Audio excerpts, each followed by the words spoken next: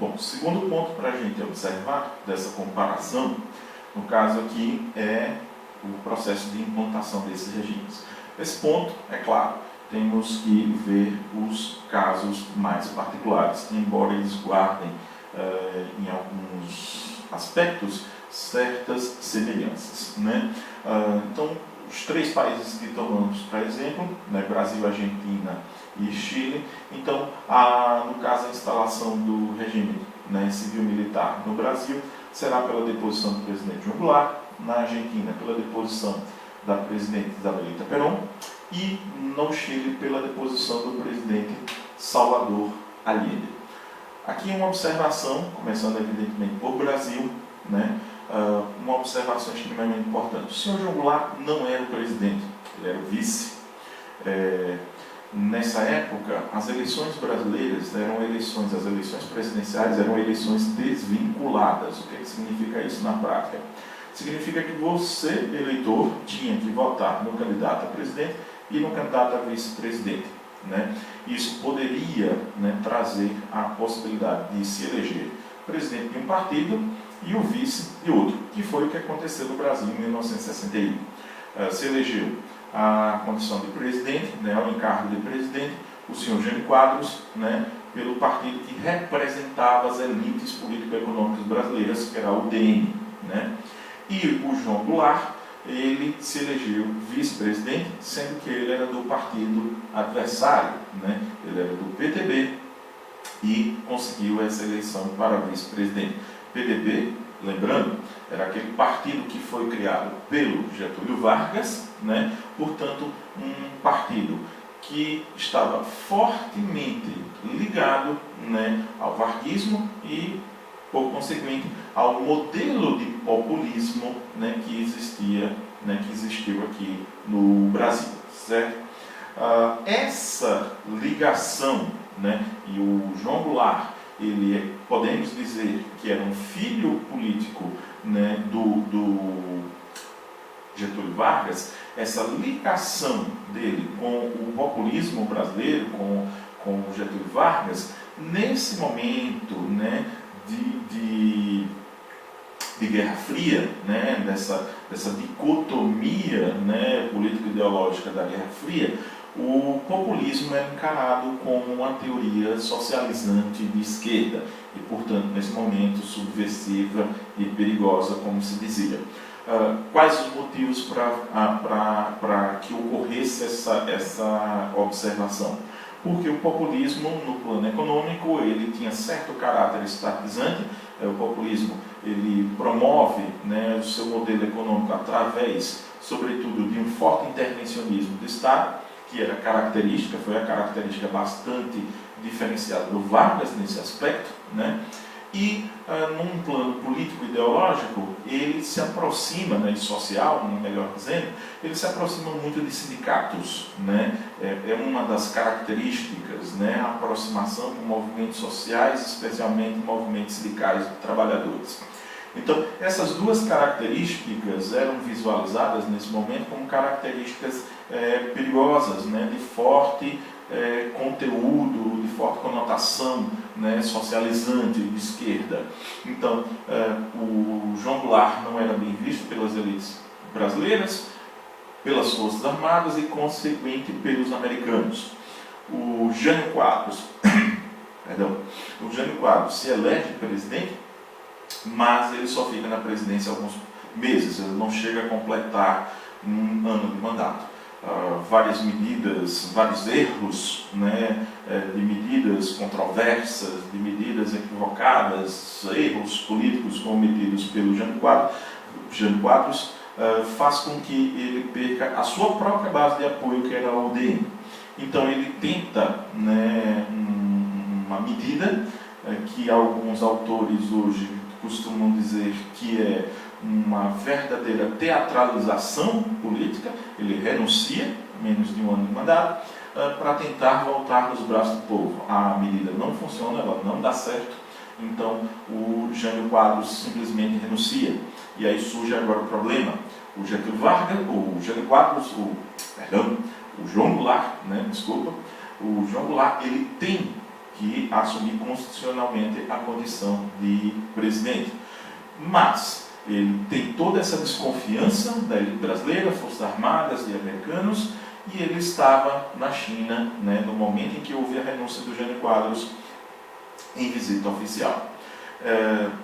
Essa situação faz com que o João Goulart tenha que voltar às pressas para o Brasil.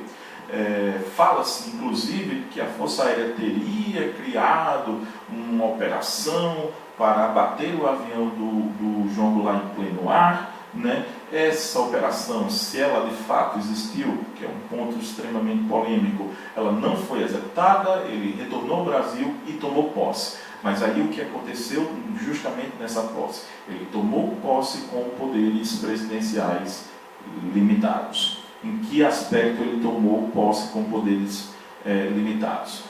Houve a imposição de que, para que ele assumisse a presidência, ele tivesse que aceitar a implantação de um parlamentarismo.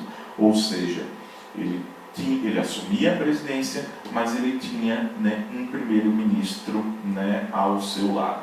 Então ele assumia a presidência com poderes bastante limitados. Ele aceita, né, essa condição, ele aceita por razões, é claro, puramente pragmáticas, e 2 anos depois ele promove um plebiscito, né, uma consulta à população brasileira. Esse plebiscito, em que se perguntava à população brasileira simplesmente o seguinte: a população concorda com a continuidade do parlamentarismo ou prefere o retorno ao presidencialismo? O presidencialismo vence e, portanto, a partir de 1963, o senhor João Goulart está na condição de presidente do Brasil com plenos poderes. Ele vai, portanto, implantar agora um plano de reformas políticas e econômicas chamado de reformas de base. Essas reformas de base agravam, né, na verdade, seus princípios, né, suas metas, agravam, né, essa rivalidade em que o João Goulart já tinha, né, com elites e com forças armadas, né, e também com interesses americanos, porque entre os pontos mais polêmicos havia um plano de reforma agrária, apesar de bastante limitado, e um plano para se reduzir a chamada reversão de valores. O que é a chamada reversão de valores?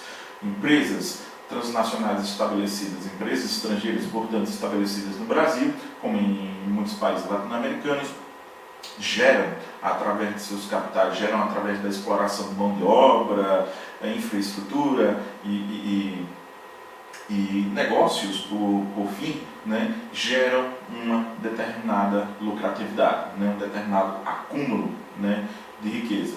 Sendo que boa parte dessa lucratividade é simplesmente repatriada para os seus países sedes, ou seja, você perde, né, os países perdem um lucro que foi obtido justamente neste país.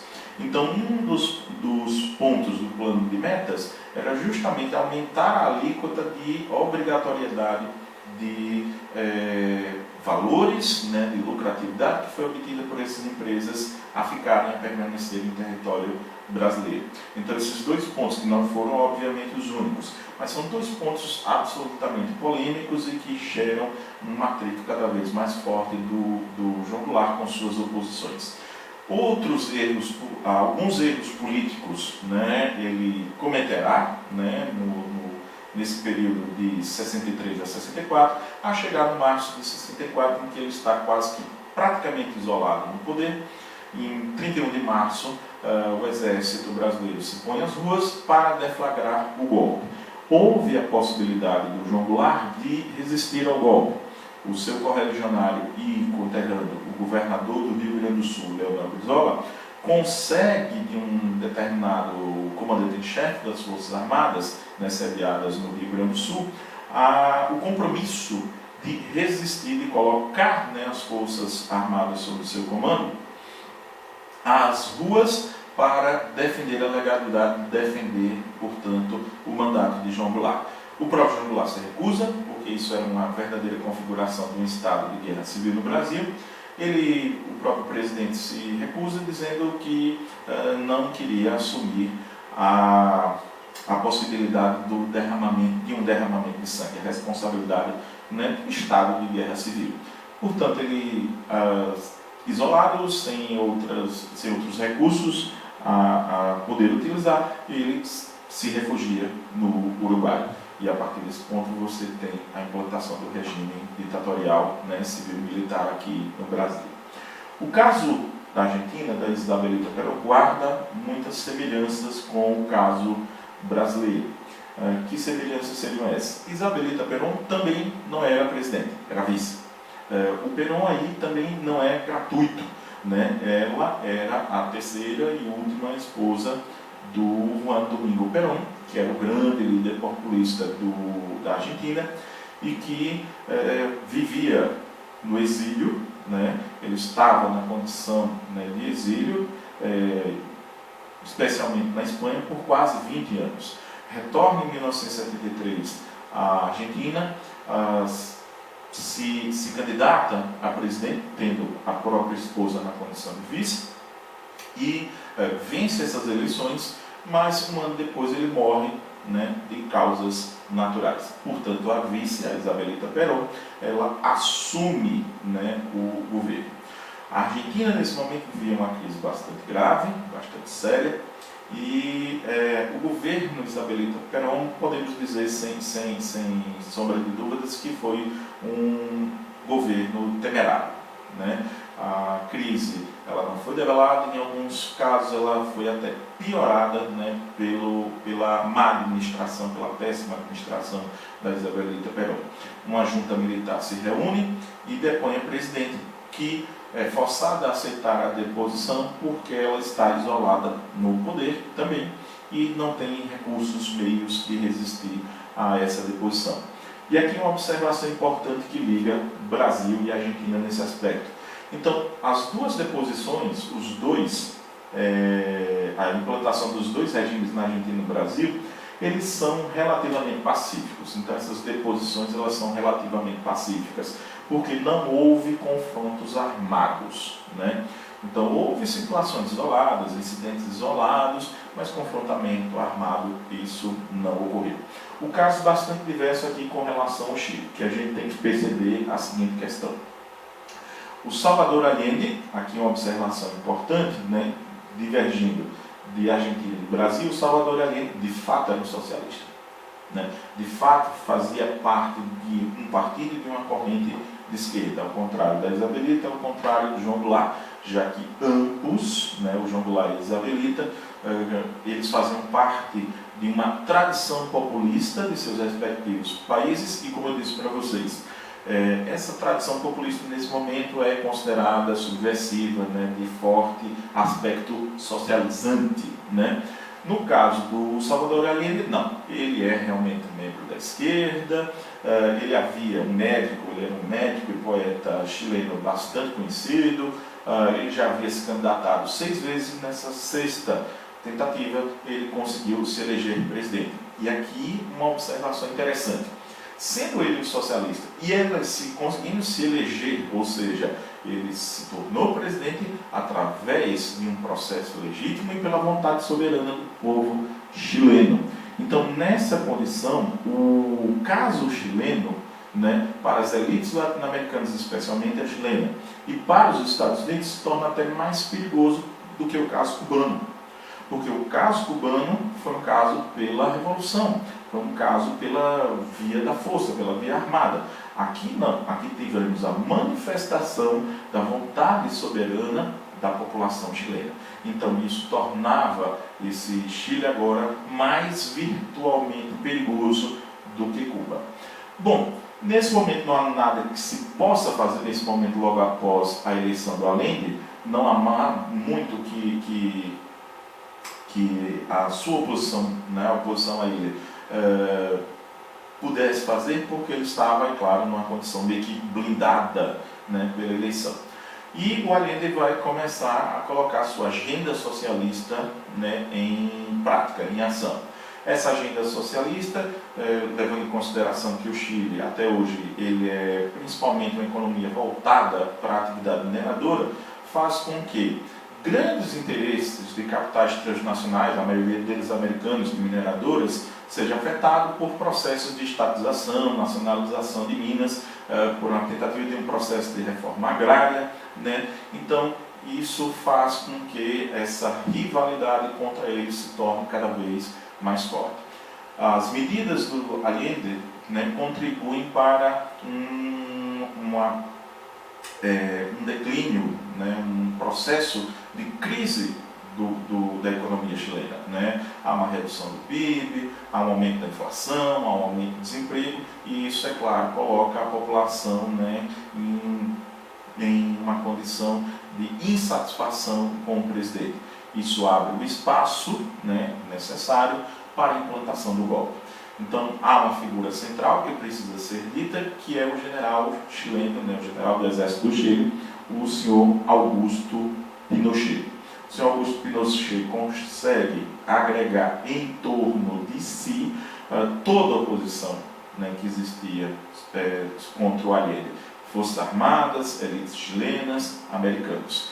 E ele vai chegar um momento em que o Salvador Allende está completamente isolado, quase que completamente isolado no poder, só tem a seu auxílio alguns poucos assessores, e ele se coloca entrincheirado literalmente no Palácio de la Moneda, né, o palácio presidencial do Chile até hoje, tendo o exército chileno, né, ao redor, cercando o palácio, ameaçando invadir. O Salvador Allende recebe ainda um ultimato, né, com a promessa de que ele teria um avião para sair do país com segurança, né, para sair do país com família e alguns assessores. Ele se recusa e começa a troca de tiros, né, para a invasão do Palácio de la Moneda. Essa troca de tiros chega a um auge de violência em que o próprio palácio ele é bombardeado pela Força Aérea Chilena. Então, nesse processo, o próprio presidente ele morre.